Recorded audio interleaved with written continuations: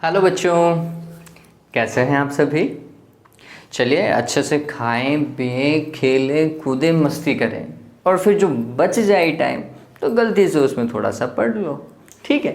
Right, तो मैं हूं प्रशांत माहेश्वरी और आज आप fun with physics YouTube channel के ऊपर वापस से थोड़ा बहुत फिजिक्स जो है वो समझने वाले हैं। और आज का जो पॉइंट है बच्चों वो बहुत ही ज़्यादा सिंपल है और उसके साथ में बहुत ज़्यादा इम्पॉर्टेंट है ना। आपने अगर प्रीवियस लेक्चर को अच्छे से देखा है तो ये वाला पॉइंट तो मतलब जिसे कहते हैं ना कि अपन ने पहले से ही पानी के अंदर चीनी डाल रखा है, काला नमक डाल रखा है, नींबू डाल रखा है। अब बस सिर्फ पीने की तैयारी करनी है। नींबू पानी को सिर्फ और सिर्फ अब क्या करना है, पीना है। तो काम पहले ही कर चुके हैं, खाने की तैयारी जो है वो सारी चीज़ें अपन ने पहले ही परोस दी हैं लास्ट वाले लेक्चर के अंदर। अब सिर्फ उसको क्या करना है बच्चों, खाना है, इतना ही काम करना है। ठीक है, तो टॉपिक को चालू करें। चलिए, तो आज जो हम डिस्कस करने वाले हैं बच्चों उसके अंदर जो पॉइंट है हमारे पास में वो है कि यदि हमारे पास में नर्म लोहा हो और स्टील हो, कुछ किताबों में इसे इस्पात भी लिखा हुआ है, स्टील की जगह इस्पात भी लिखा हुआ है। ठीक है, तो नर्म लोहा हो इस्पात हो तो इनके चुंबकीय गुणों में कैसे डिफ्रेंशिएट किया जाता है, क्या क्या चुंबकीय गुण दोनों के अलग अलग हैं, कौन सी चीज़ को कहाँ उपयोग में लेना चाहिए, वो हम आज पढ़ेंगे। तो दोनों के लिए हमें क्या बनाना पड़ेगा, BH वक्र बनाना पड़ेगा, चुंबकीय शैथिल्य वक्र बनाना पड़ेगा। तो मैं लिख देता हूँ किसके लिए बात कर रहे हैं, नर्म लोहे एवं स्टील। आप इसे इस्पात भी लिख सकते हैं, कई किताबों में इस्पात लिखा हुआ है। स्टील के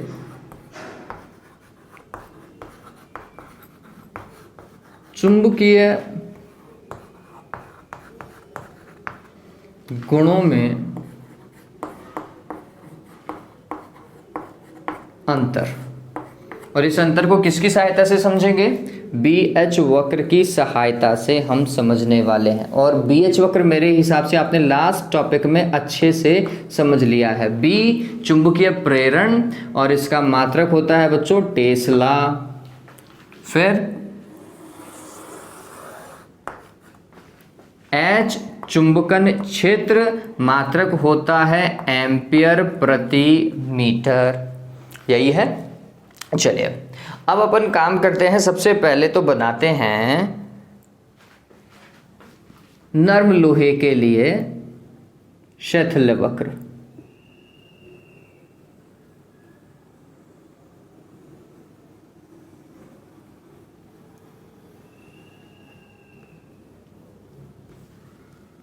शैथिल्य वक्र दिखने में बहुत आसान है, आपको ऐसा लगेगा आसानी से बन जाएगा, लेकिन आपको प्रैक्टिस करनी पड़ेगी बच्चों। बहुत सारे बच्चे सिर्फ इसे देख लेते हैं और बनाने की कोशिश नहीं करते हैं। तो आप अपनी कॉपी में इसे 2 या 3 बार बनाएंगे तब जाके इसका आकार जो है बहुत अच्छे से एडजस्ट होगा।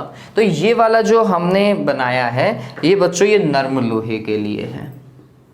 ये वाला वक्र किसके लिए है बच्चों, नर्म लोहे के लिए।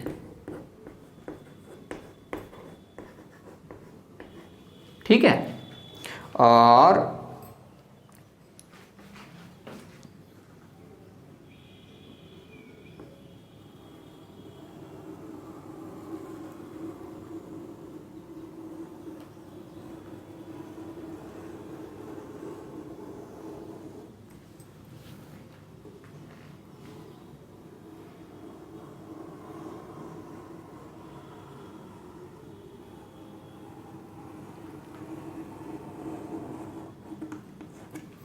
जो दूसरा वक्र आपको दिखाई दे रहा है ये स्टील के लिए है।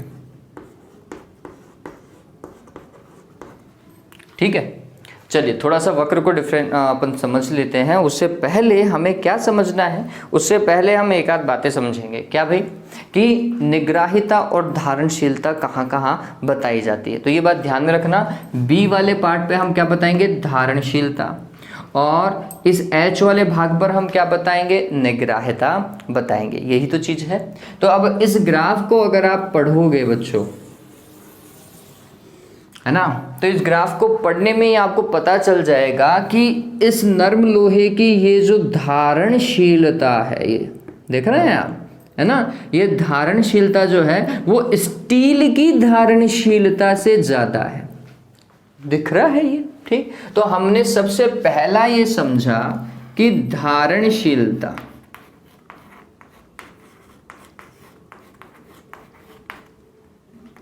ठीक है, धारणशीलता जो है वो किसकी ज्यादा है, आंसर है, ध्यान में रख लीजिएगा, मैं पूरी लाइन नहीं लिख रहा हूं, मैं सिर्फ इतना ही लिख रहा हूं कि नर्म लोहे की धारणशीलता, नर्म लोहा, इसकी धारणशीलता ज्यादा है, किससे, स्टील से। लाइट चली गई है ना। तो नर्म लोहे की धारणशीलता जो है वो स्टील से ज्यादा है। ये अपन ने पॉइंट लगा के लिख दिया। आपको लिखना है कि ग्राफ से स्पष्ट है कि नर्म लोहे की धारणशीलता स्टील से अधिक है। चलो, अगर धारणशीलता अधिक है तो ये हमारे लिए क्या बताता है भाई, मैंने आपको उस समय भी बताया था बच्चों कि धारणशीलता का लेना देना चुंबकीय पारगम्यता से है ना। तो जितनी ज़्यादा धारणशीलता होगी उतनी ज़्यादा चुंबकीय पारगम्यता होगी, उतनी ज़्यादा चुंबकीय बल रेखाएं उससे गुजरेंगी। बात समझ रहे हो, ठीक। तो अगर ऐसा है कि अगर इसकी धारणशीलता ज़्यादा है तो इसका मतलब इसकी चुंबकीय पारगम्यता भी क्या है, ज़्यादा है। किससे, स्टील से, ठीक है। इसका मतलब इसकी आपेक्षिक चुंबकीय पारगम्यता इससे ज़्यादा है, ठीक है। तो हम क्या लिखेंगे समझिएगा, अतः दूसरे पॉइंट में आप लिखेंगे आप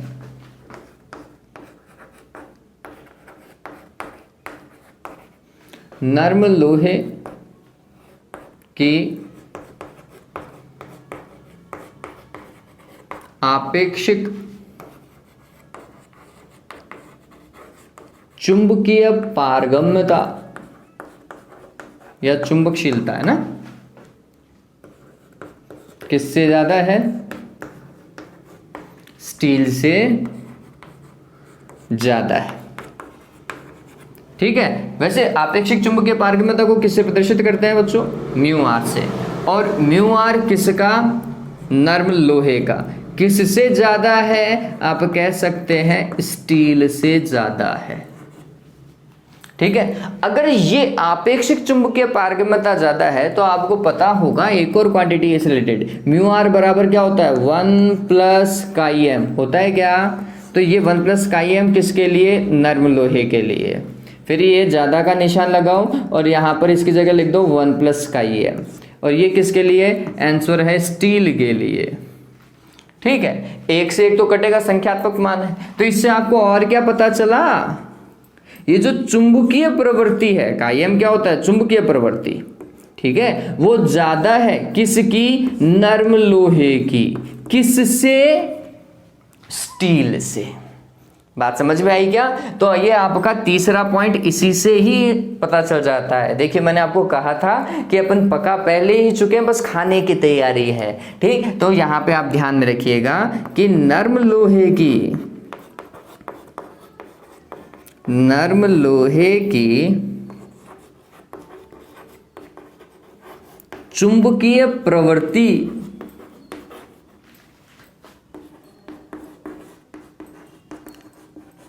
स्टील से क्या होती है,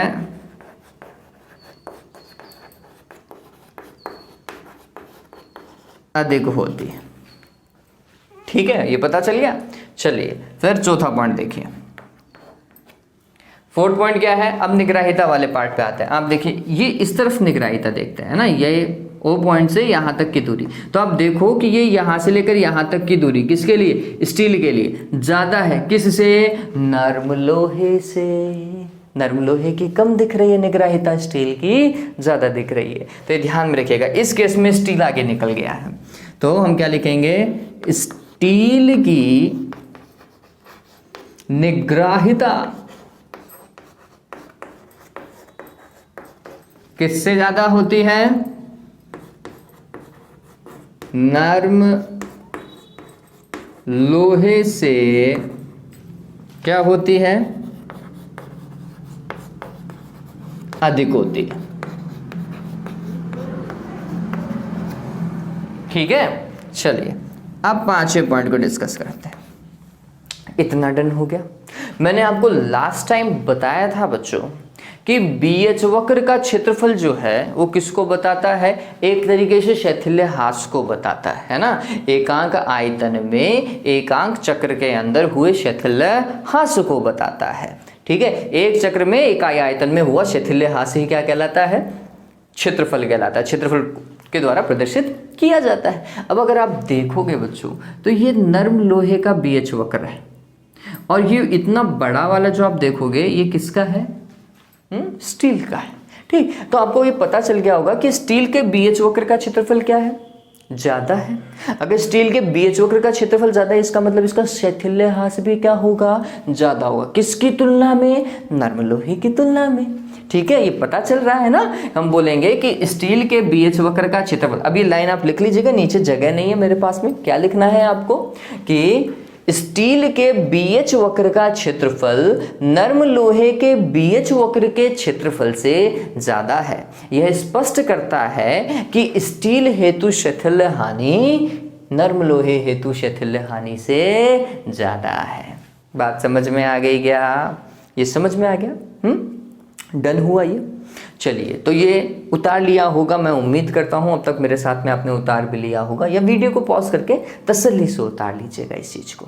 ठीक है, अब अपन आगे चीज समझते हैं बच्चों। ये वाली चीज बहुत सारे कॉम्पिटिटिव एग्जाम में पूछी जाती है। इवन लास्ट ईयर का अगर मैं सवाल भी देखूं राजस्थान बोर्ड का तो वो इस पैटर्न के ऊपर आया हुआ है। चलिए एक काम करते हैं, वो पैटर्न क्या है वो समझिए। आपने इस चैप्टर के शुरुआत में चुंबकों के बारे में पढ़ा था नहीं पढ़ा था, है ना। और अस्थायी और स्थायी चुंबकों के बारे में हमने डिस्कस किया था। अस्थायी चुंबक कौन सी, जिन पे बाह्य चुंबककारी बल लगाएंगे तब तक ही वो चुंबकत्व का गुण क्या करती हैं, दर्शाती हैं। ठीक है, आप कह सकते हैं कि अस्थायी चुंबकों का उपयोग जो है वो विद्युत चुंबक बनाने में होता है। ठीक है, तो सबसे पहले मैं डिस्कस कर रहा हूं विद्युत चुंबक के बारे में। किसके बारे में बच्चों, विद्युत चुंबक के बारे में। विद्युत चुंबक के गुण थोड़ा सा समझिए बच्चों। गुण क्या होना चाहिए विद्युत चुंबक का, कि जब तक बाह्य विद्युत क्षेत्र लगे, ठीक है, मतलब जब वो उसे हम क्या रखें, बाह्य विद्युत क्षेत्र के कारण चुंबकीय क्षेत्र भी उत्पन्न होना चाहिए। कुछ ऐसा बच्चों कि समझना इस चीज को। ये परिनालिका है ना, और इस परिनालिका में हमने क्या रखी है, एक कील रखी है, याद रखें। ठीक है, तो जब तक हम इस परिनालिका में धारा प्रवाहित करते रहें तब तक ये कील किसकी तरह बिहेव करनी चाहिए, चुंबक की तरह बिहेव करनी चाहिए। लेकिन जैसे ही धारा को हटा दें तो इसके चुंबकत्व का गुण भी क्या हो जाना चाहिए, नष्ट हो जाना चाहिए। इसका मतलब जिसके चुंबकत्व के गुण को आसानी से बहुत बढ़ाया जा सके और आसानी से ही नष्ट किया जा सके, ऐसे गुण वाली चीज से ही हम क्या बना सकते हैं, विद्युत चुंबक बना सकते हैं। बात समझिए, जिसका चुंबकत्व का गुण बहुत ज्यादा हो, मतलब जिसकी धारणशीलता बहुत ज्यादा हो वो, और जिसके चुंबकत्व के गुण को आसानी से समाप्त भी किया जा सके, जिसे आसानी से विचुंबकित भी किया जा सके, ऐसे पदार्थ का उपयोग किया जाना चाहिए। किसको, विद्युत चुंबक बनाने में। तो हमें कैसा पदार्थ चाहिए, पहला समझिए, ऐसा पदार्थ जिसके चुंबकत्व का गुण बहुत ज्यादा हो। चुंबकत्व का गुण बहुत ज्यादा हो इसका मतलब जिसके लिए धारणशीलता बहुत ज्यादा हो। ठीक है ये बात। तो सबसे पहला पॉइंट, पदार्थ की धारणशीलता क्या होनी चाहिए,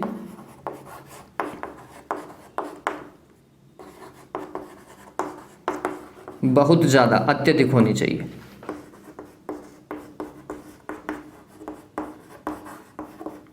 ठीक है, दूसरा क्या भाई, अगर धारणशीलता ज्यादा है तो सीधी सी बात है, एक पॉइंट तो वैसे ही डिस्कस हो गया, चुंबकीय पारगम्यता भी क्या होगी, ज्यादा होगी। ठीक है, ये अपन ने बताया था, मैंने आपको ये चीज बताई थी।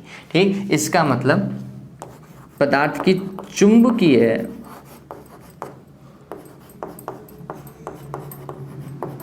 पारगम्यता क्या होनी चाहिए, अत्यधिक होनी चाहिए। डन हुआ ये।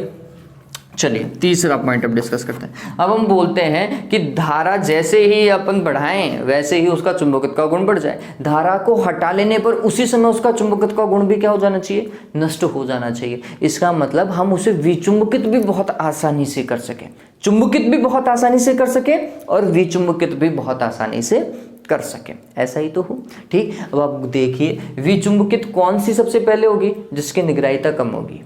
ठीक है, वही तो पदार्थ हमने लास्ट टाइम डिस्कस किया था कि निग्राहिता कम है तो विचुंबकित जल्दी हो जाएगी, और अगर निग्राहिता ज्यादा है तो विचुंबकित आसानी से नहीं होगी। ठीक है, तो आप देखेंगे कि नर्म लोहा ही वो है जिसके लिए निग्राहिता कम है। बात समझ रहे हैं? तो नर्म लोहे की निग्राहिता कम होती है बच्चों, इसलिए नर्म लोहे का उपयोग किसमें किया जाता है, विद्युत चुंबक बनाने में किया जाता है, चुंबक नहीं विद्युत चुंबक बनाने में। ठीक है, तो हम क्या लिखेंगे, समझिए इस चीज को, पदार्थ की निग्राहिता क्या होनी चाहिए, कम होनी चाहिए। पदार्थ की निग्राहिता अत्यल्प होनी चाहिए, जिससे उसे आसानी से या उसी समय क्या किया जा सके, विचुंबकित किया जा सके। चौथा पॉइंट समझिए, आपको बताओ शैथिल्य ह्रास ज्यादा चाहिए या कम चाहिए भाई। शैथिल्य ह्रास ज्यादा होगा तो ये बात ध्यान में रखना, विचुंबकित करते समय भी ज्यादा ऊर्जा देनी पड़ेगी। क्या हम ऐसा चाहते हैं? नहीं, हम तो बोलते हैं कि थोड़ी सी ऊर्जा दो और जल्दी से विचुंबकित हो जाए, है ना, थोड़ी सी ऊर्जा दो और जल्दी से चुंबकित भी हो जाए। ठीक है, तो ये बात ध्यान में रखो कि हम ये चाहते हैं कि शैथिल्य वक्र का क्षेत्रफल उसका क्या होना चाहिए, कम होना चाहिए, अर्थात शैथिल्य ह्रास क्या होना चाहिए उस पदार्थ के लिए, कम होना चाहिए। तो अगला गुण क्या होना चाहिए, शैथिल्य ह्रास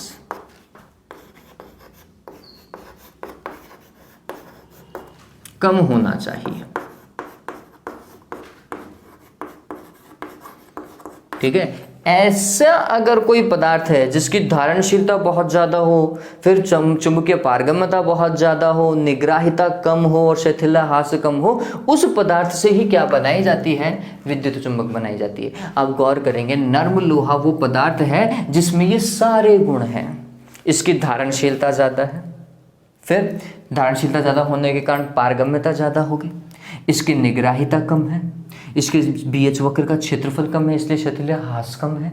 ठीक है, तो इसका मतलब ये है कि विद्युत चुंबक बनाने के लिए किसका उपयोग किया जाता है, किसका बच्चों,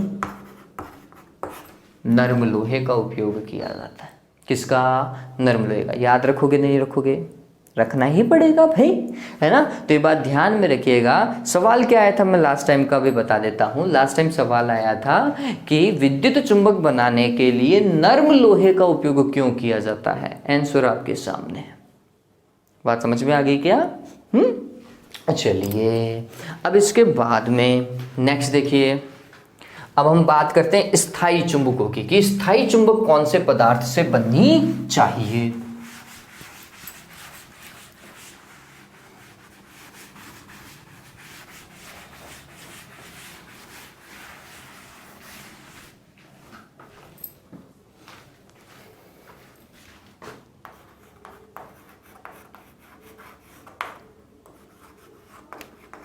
विद्युत चुंबक का उपयोग कहाँ किया जाता है बच्चों, स्पीकर्स के अंदर विद्युत चुंबक का यूज किया जा सकता है, माइक में किया जा सकता है, विद्युत घंटी में किया जा सकता है, विद्युत क्रेन में किया जा सकता है, इन सभी में विद्युत चुंबक का उपयोग होता है।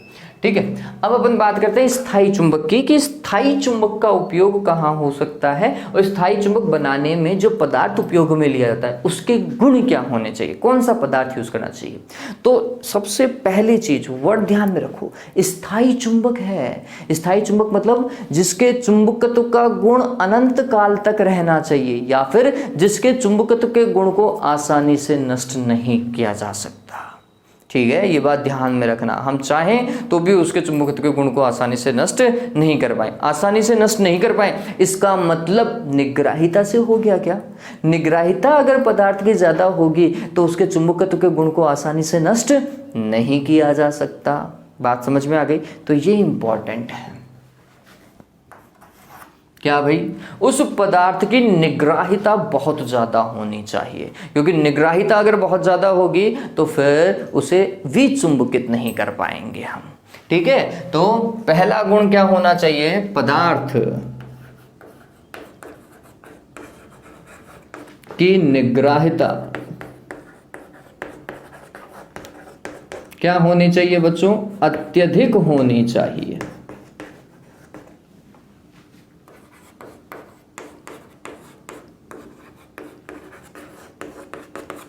ठीक है, पदार्थ की निग्राहिता ज्यादा है। अब समझिए इस चीज को, क्या स्थायी चुंबक बनाते हुए हमें शैथिल्य हास को समझना चाहिए कि शैथिल्य हास कम होना चाहिए? तो आप इस चीज को समझे, अगर निग्राहिता बढ़ गई तो ऑटोमेटिकली क्षेत्रफल भी बढ़ जाएगा। ठीक है, तो फिर हम यहाँ पर बीएच वक्र का क्षेत्र मतलब शैथिल्य हानि भी बढ़ गई है।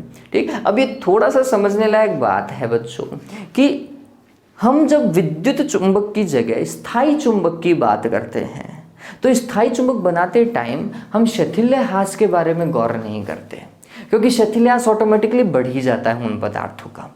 ठीक, हम ये चाहते हैं कि बस उसे विचुंबकित नहीं किया जा सके। हमारा मोटो क्या होना चाहिए? उसे आसानी से विचुंबकित नहीं किया जा सके, ये हमारा मोटो है। फिर इस मोटो को देखते हुए मतलब इस उद्देश्य को देखते हुए ये जो शैथिल्य हानि है इसे हम हटा देते हैं कि भाई हमें इससे कोई मतलब नहीं है, ज्यादा है तो भी ठीक है, कम है तो भी ठीक है ना। हमें तो पदार्थ वही चाहिए जिसकी निग्राहिता बहुत ज्यादा हो। ठीक है, तो हम इस केस के अंदर किसकी बात नहीं करते? ये बात ध्यान में रखिएगा, शैथिल्य हानि की बात नहीं करते। चलिए, फिर ऐसे पदार्थ जिनके चुंबकत्व का गुण भी ज़्यादा होना चाहिए, मतलब जिनकी धारणशीलता भी क्या होनी चाहिए? ज़्यादा होनी चाहिए। तो पदार्थ की धारणशीलता क्या होनी चाहिए?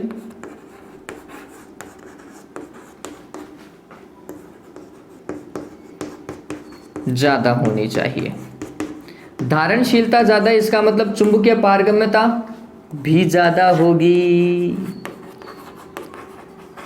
चुंबकीय पारगम्यता क्या होनी चाहिए? अधिक होनी चाहिए, होनी चाहिए। ठीक है, चलिए इसी निग्राहिता वाले मैं पॉइंट को समझाता हूं। और आप लोह चुंबकीय पदार्थ यूज कर रहे हैं बनाने में। ठीक है, अब लोह चुंबकीय पदार्थों में आपने पढ़ा होगा बच्चों क्यूरी टेम्परेचर, क्यूरी ताप। क्यूरी ताप क्या होता है? वह ताप जिस पर एक लोहा चुंबकीय पदार्थ जो है वो किस में कन्वर्ट हो जाता है? अनुचुंबकीय में। तो बताओ भाई, क्या हमें लोहा चुंबकीय पदार्थ को अनुचुंबकीय पदार्थ में कन्वर्ट करना है? आंसर है नहीं करना, क्योंकि अनुचुंबकीय पदार्थ में कन्वर्ट कर देंगे तो उसके चुंबकत्व का गुण कम हो जाएगा, और उसके चुंबकत्व का गुण आसानी से कम भी नहीं होना चाहिए। बात समझ रहे हो? ठीक, तो इसका मतलब उनका क्यूरी ताप कम होना चाहिए या बहुत ज़्यादा होना चाहिए? आंसर है बहुत ज़्यादा होना चाहिए। ऐसे पदार्थों का क्यूरी ताप जो है वो बहुत ज़्यादा होना चाहिए। बहुत ज़्यादा होगा तो क्या होगा बच्चों? बहुत ज़्यादा ताप देने पर ही उनका चुंबकत्व का गुण क्या हो पाएगा? कम हो पाएगा। अदरवाइज उनके चुंबकत्व का गुण कम नहीं होगा, मतलब उनके चुंबकत्व के गुण को आसानी से नष्ट नहीं कर पाएंगे। तो हमने क्या करना है? हमने फोर्थ पॉइंट बनाना है कि इनके लिए क्यूरी ताप का मान क्या होना चाहिए बच्चों? अत्यधिक होना चाहिए,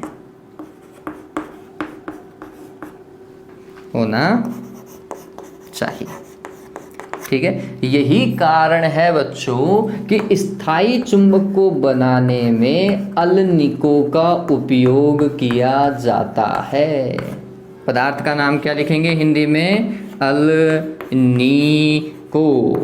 यह एक मिश्र धातु है जो एल्यूमिनियम, निकल और कोबाल्ट से मिलकर बनी हुई है।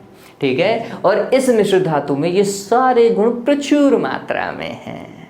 ठीक है, बात समझ रहे हैं मेरी? मैंने क्या बोला आपको कि पहला सवाल समझिए कि स्थायी चुंबक बनाने में कौन से पदार्थ का उपयोग किया जाना चाहिए? आंसर यही।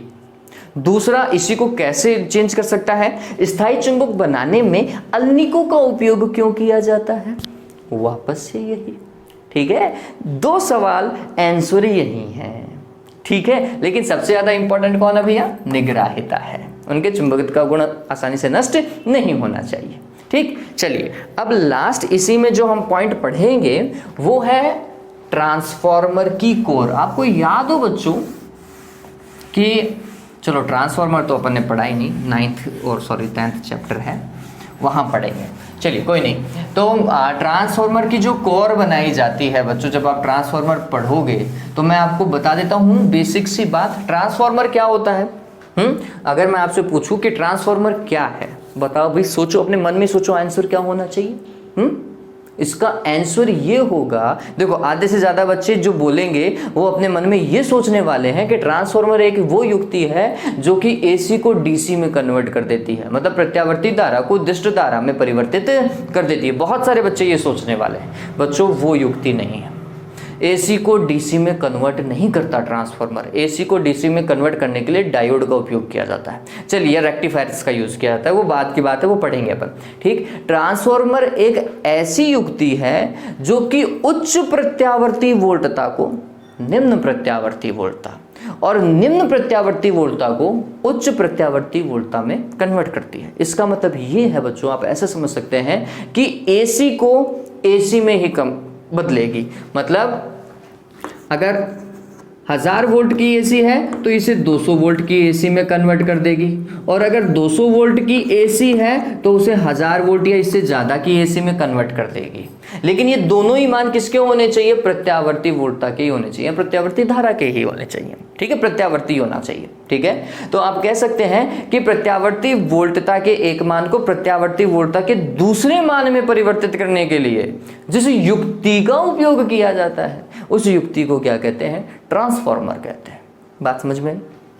चलिए, अब ट्रांसफार्मर की जो कोर होती है, जो आप पढ़ेंगे ट्रांसफार्मर पढ़ते टाइम, वो कौन से पदार्थ की बनाई जाती है?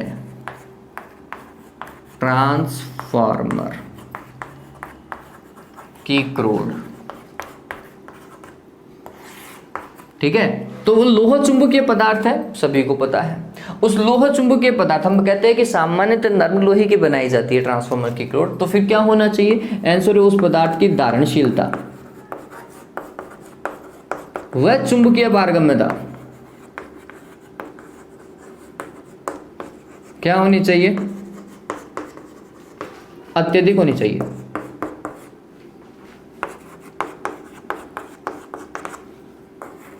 दूसरा क्या भाई? निग्राहिता तो कम है, लेकिन निग्राहिता की बात नहीं करेंगे, हम बात करेंगे शैथिल्यहास की। शैथिल्यहास क्या होना चाहिए? कम होना चाहिए। ट्रांसफार्मर में शैथिल्य हानि बहुत कम होनी चाहिए।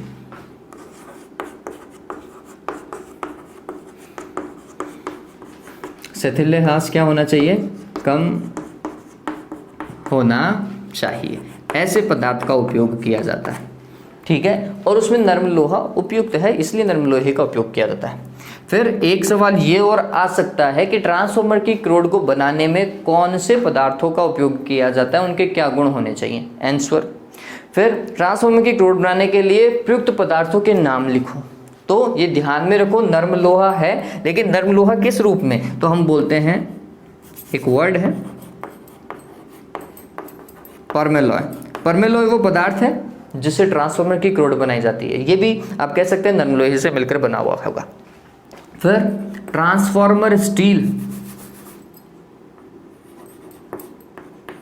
ट्रांसफार्मर स्टील, नाम तो ऐसा जैसे स्टील हो, लेकिन ये क्या होता है बच्चों? 4% सिलिकॉन होता है और इसमें 96% क्या होता है? नर्म लोहा होता है। ठीक है, नर्म लोहे में 4% सिलिकॉन को मिलाकर के क्या बनाया जाता है? ट्रांसफार्मर स्टील बनाया जाता है। तो आप ये याद रख सकते हैं। एक होता है म्यू मेटल। ठीक है, तो म्यू मेटल, परमेलॉय और ट्रांसफार्मर स्टील वो पदार्थ हैं जिससे ट्रांसफार्मर की क्या बनाई जाती है? क्रोड बनाई जाती है। याद रख सकते हो क्या? चलिए, तो उम्मीद करता हूं कि ये पूरा चैप्टर आपको अच्छे से समझ में आ गया होगा। आज वाला जो पॉइंट है वो भी बहुत आसानी से समझ में आया होगा बच्चों। चलिए, तो आज ये पॉइंट तो क्लियर हो गया। थ्योरेटिकली ये चैप्टर आज कंप्लीट हो चुका है। मैं चाहता हूं कि अपन ऑब्जेक्टिव सवाल भी कर लेते हैं। अभी तो ये वीडियो इतना बड़ा बना नहीं है, ऑब्जेक्टिव सवाल को अपन डिस्कस कर लेते हैं। डन हो गया? मिटा दूं इस चीज को? चलिए,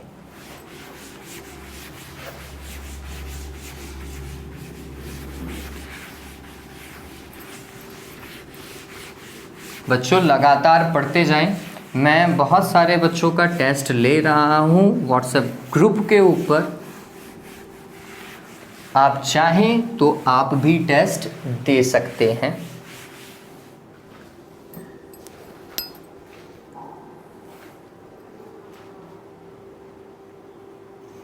चलिए, तो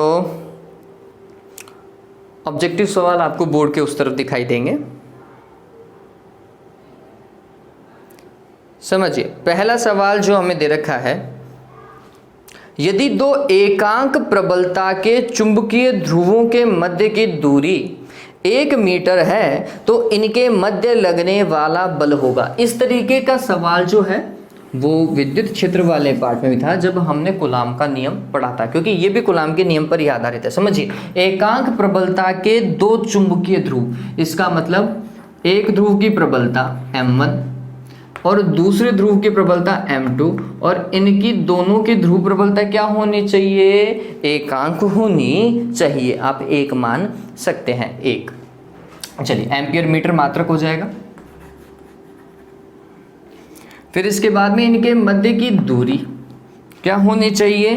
आंसर है बच्चों 1 मीटर होनी चाहिए।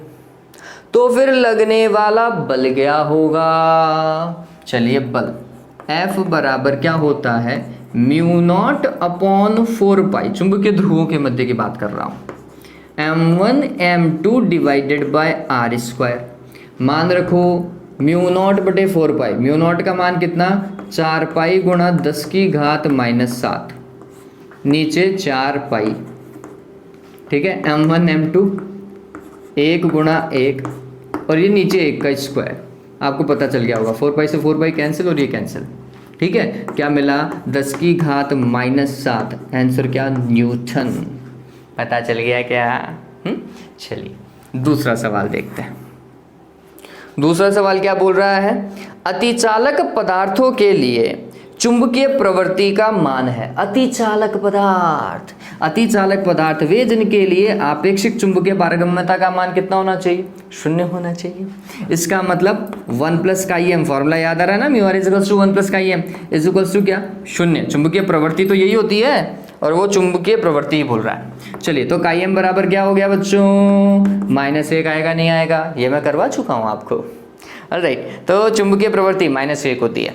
फिर इसके बाद में अगला देखिए, तीसरा, मुक्त आकाश की चुंबकीय प्रवृत्ति होती है। मुक्त आकाश, फ्री स्पेस, निर्वात की जगह ये वर्ड भी यूज किया जाता है ना। आप देखेंगे बहुत सारी किताबों में निर्वात की जगह फ्री स्पेस का यूज किया जाता है ना। मुक्त आकाश जिसे हम बोलते हैं। और मुक्त आकाश के लिए ये बात ध्यान में रखिएगा बच्चों, मैंने आपको तभी बताया था, म्यू बराबर किसके बराबर होगा? μ0 के बराबर होगा, ठीक। इसका मतलब μ0 इंटू म्यू आर का मान किसके?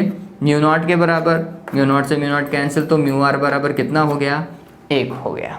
जिनके लिए चुंबकीय पारगम्यता कितनी होती है? आपेक्षिक चुंबकीय पारगम्यता 1 होती है।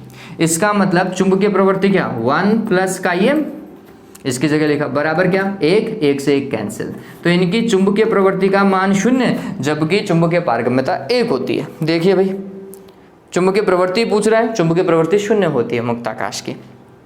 अगला देखिए, चुंबकीय प्रवृत्ति का मान ऋणात्मक एवं अल्प होता है। कौन से पदार्थों के लिए बच्चों?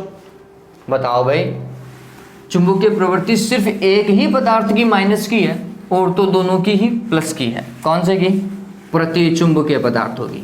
प्रतिचुंबकीय पदार्थों की चुंबकीय प्रवृत्ति क्या होती है बच्चों? माइनस की होती है। कम तो है ही और माइनस की ओर है, तो आंसर क्या आना चाहिए? प्रतिचुंबकीय पदार्थ। चुंबकीय आघूर्ण का मात्रक है। चुंबकीय आघूर्ण, छठा बताओ भाई। चुंबकीय आघूर्ण क्या भाई? m बराबर क्या बच्चों? फॉर्मूला यूज करो, NIA, है ना। n तो संख्या है, छोड़ दो। I धारा है, एम्पियर, और A क्षेत्रफल metre square, ampere metre square, ठीक है।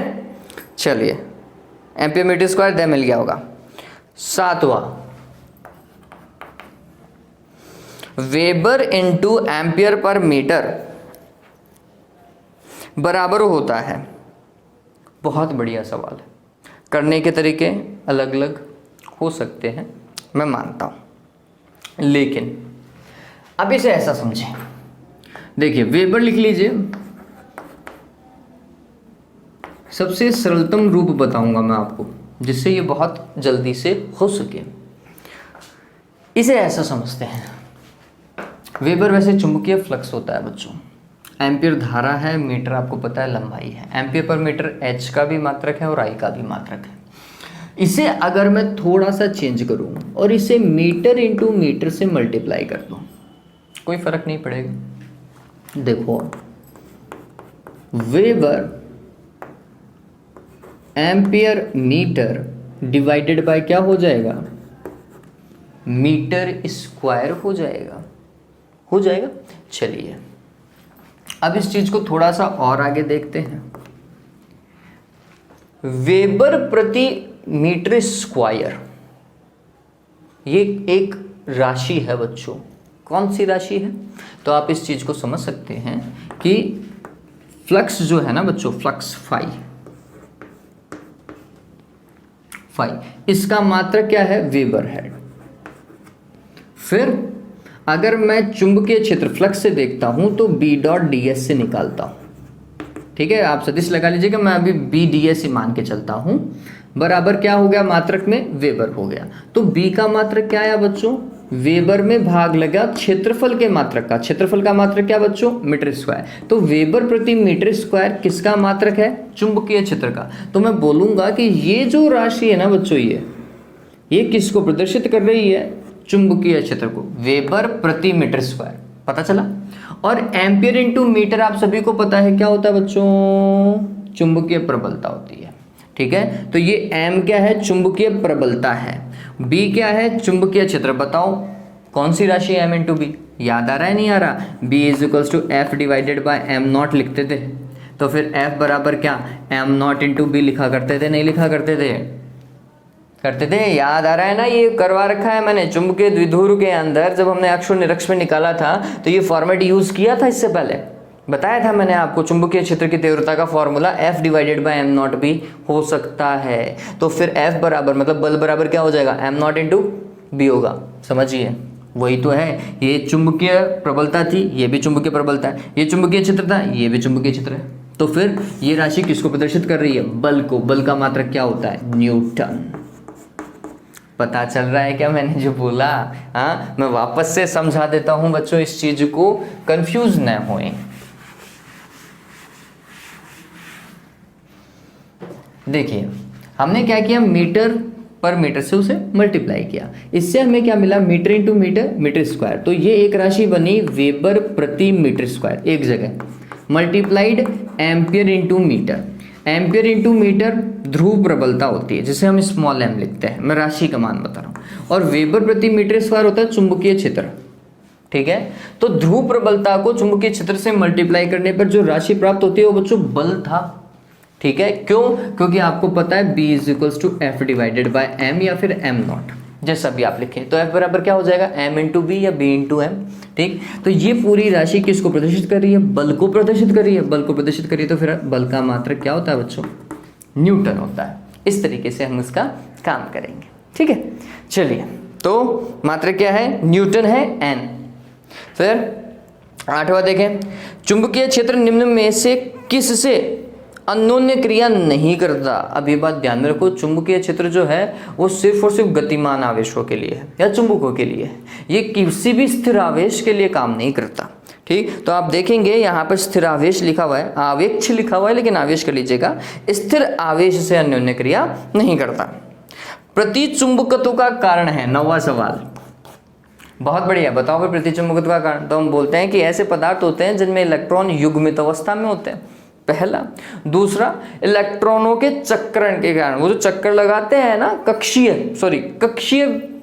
चक्कर लगाने के कारण, वो नाभिक के चारों ओर चक्कर लगाते हैं, इसी कारण उनका प्रतिचुंबकत्व होता है। इलेक्ट्रॉन थ्योरी तो यही कहती है ना, बात समझ में आ रही है। तो ये बात ध्यान में रखिएगा। तो इलेक्ट्रॉनों की कक्षीय गति के कारण, देखो युग्मित इलेक्ट्रॉन भी दे रखा है, लेकिन युग्मित इलेक्ट्रॉन से ज्यादा प्रभावकारी कारण कौन सा है, हम बोलते हैं उनकी कक्षीय गति है। अगर वो कक्षीय गति नहीं कर रहे होते तो फिर हम नहीं कह सकते थे कि वो प्रतिचुंबकत्व का गुण दर्शाते। तो आंसर क्या है इसका, इलेक्ट्रॉनों की कक्षीय गति आएगा।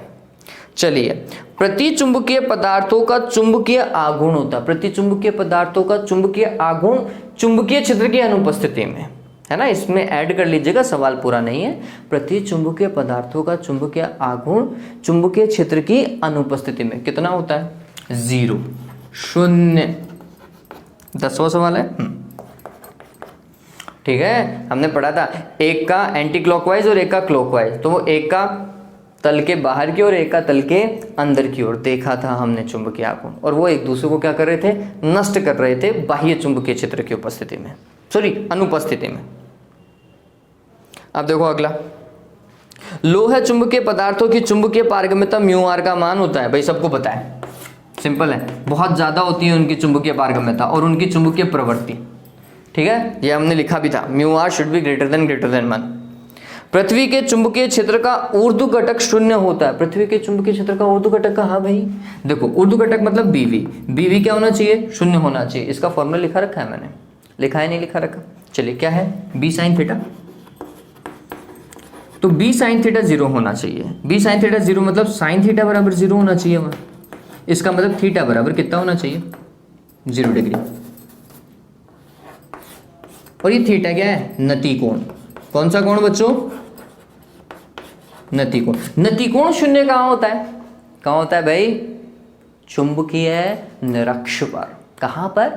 चुंबकीय निरक्ष पर। और चुंबकीय अक्ष पर ये नति कोण क्या होता है? चुंबकीय ध्रुवों पर क्या होता है? 90 डिग्री हो जाता है। ठीक है, तो ये ध्यान में रखिएगा कि चुंबकीय किस पे? निरक्ष पर ये क्या होता है? 0 होता है, जिसे आप क्या कह सकते हैं?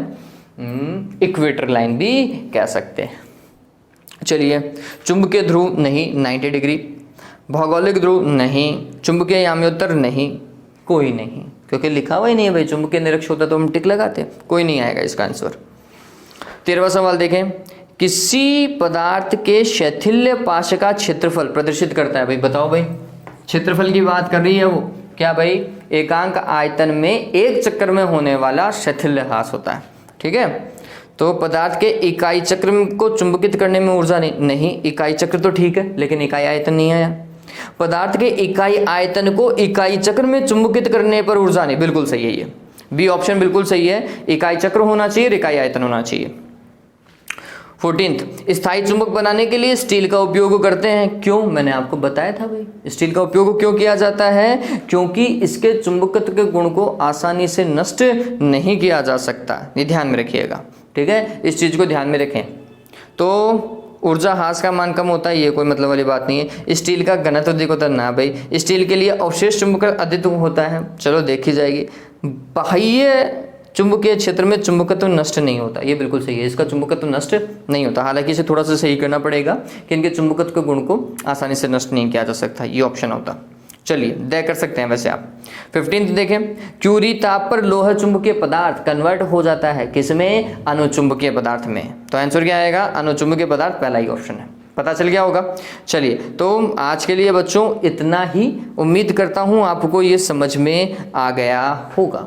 चलिए, आपके लिए एक सवाल छोड़े जा रहा हूं।